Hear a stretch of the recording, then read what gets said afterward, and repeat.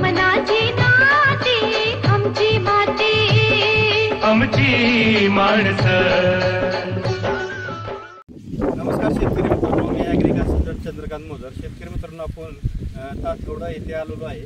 तर हे एक शेतकरी आहेत, तर त्यांच्याशी आपण त्यांना आपली औषधं दिली होती. तर साहेब, तुमचं नाव सांगा. अशोक दशरथ आयरेकर,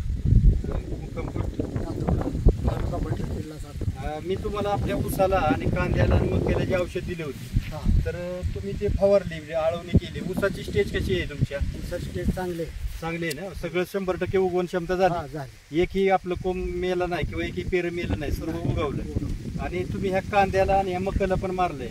तर तुम्हाला कसं वाटतंय त्याचा रिझल्ट?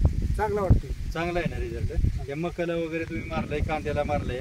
तर तुम्ही काय सांगाल शेतकऱ्यांना, हे चांगलं आहे बाबा औषधं किंवा काय? हो, चांगलं आहे.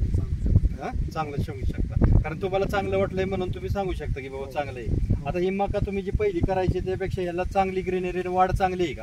आतापर्यंत जे तुम्ही पहिली मका करायच्या त्याच्यापेक्षा त्याचं ते भेंड हे ते पानं बिनं चांगलं हिरवं आहे ना? चांगलं आहे ना? हे कांदा पण दाखवा जरा, आणि तिकडं ते हे दाखवा, त्यांना बोटाचा कांदा हे मारलेलं. तर शेतकरी मित्रांनो, आपण यांना ऊसाला पण दिलेलं आहे आणि मकाला आणि कांद्याला. तर हे बघा, मक्याचे भेंडे ते जबरदस्त आहे.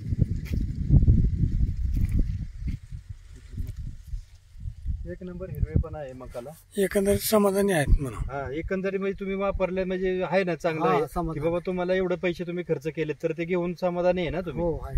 हा, तेच विचारायचं होतं, बाकी काय नाही. की आपल्याला बाबा शेतकऱ्यांना तुम्हाला रिझल्ट कसा आला काय नाही. धन्यवाद.